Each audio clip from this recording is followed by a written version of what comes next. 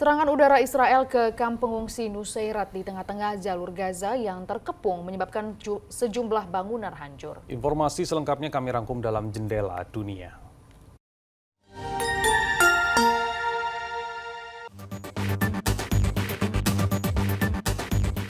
Serangan udara Israel menghantam kamp pengungsi Nusairat di tengah-tengah jalur Gaza yang terkepung hingga menyebabkan sejumlah bangunan hancur. Serangan udara paling intens terjadi pada Minggu malam dan Senin dini hari ketika Israel bersiap-siap untuk melakukan invasi darat di bagian utara. Aksi brutal Israel ke jalur Gaza telah menewaskan 2.750 warga Palestina serta melukai lebih dari 9.700 lainnya.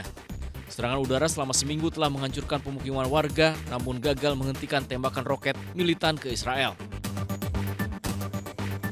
Serangan rudal ke kamp pengungsi Nusairat di jalur Gaza juga menyebabkan sedikitnya 18 anggota dari satu keluarga tewas. Tak hanya menyebabkan banyak korban jiwa, Israel juga memperketat pengepungannya di jalur Gaza, memotong pasukan bantuan kemanusiaan dan bahan bakar. Banyaknya korban akibat serangan brutal Israel juga membuat petugas medis kewalahan.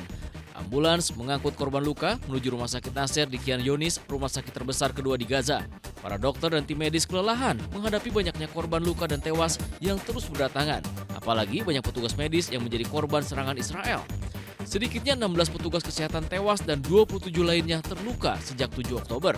Pihak rumah sakit juga kekurangan generator darurat untuk menyalakan mesin ventilator dan inkubator, serta persediaan obat-obatan hampir habis.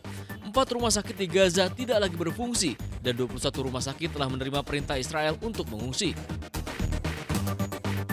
Kerumunan warga Palestina berkewarganegaraan ganda menunggu di perlintasan Rafah yang masih ditutup dari Gaza ke Mesir pada hari Senin. Rafah, satu-satunya penghubung Gaza dengan Mesir, ditutup hampir seminggu yang lalu karena serangan udara Israel.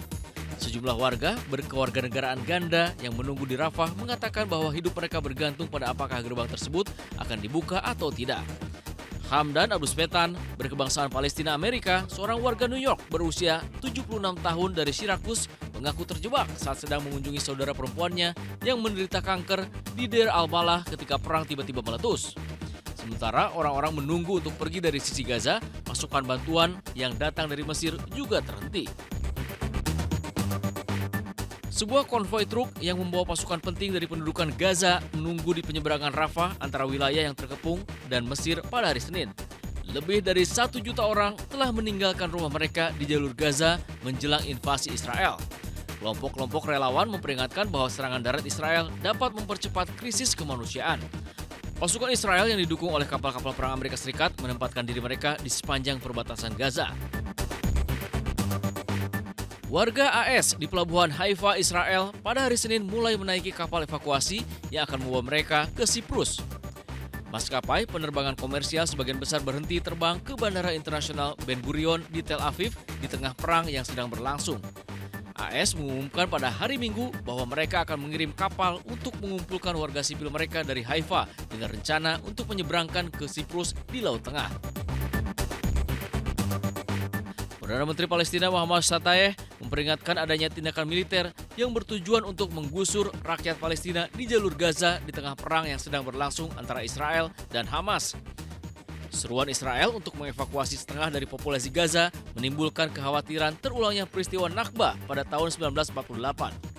Warga Palestina menyebut sebagai Nakba atau malapetaka, yaitu eksodus massal dari wilayah yang sekarang disebut Israel selama Perang 1948 yang melatar belakangi berdirinya negara tersebut. Muhammad Shtayyeh menekankan bahwa perlu untuk menghentikan agresi dan membangun jalur untuk menyalurkan bantuan serta memulihkan pasokan air dan listrik. Kementerian Luar Negeri Iran mengatakan pada hari Senin bahwa Hamas kemungkinan siap untuk membebaskan hampir 200 sandera yang mereka tahan jika Israel menghentikan kampanye serangan udara di jalur Gaza.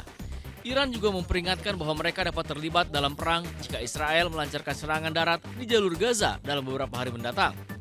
Kelompok milisi Syiah Hizbullah Lebanon yang juga disponsori oleh Iran telah meluncurkan rudal-rudal ke Israel sebagai peringatan.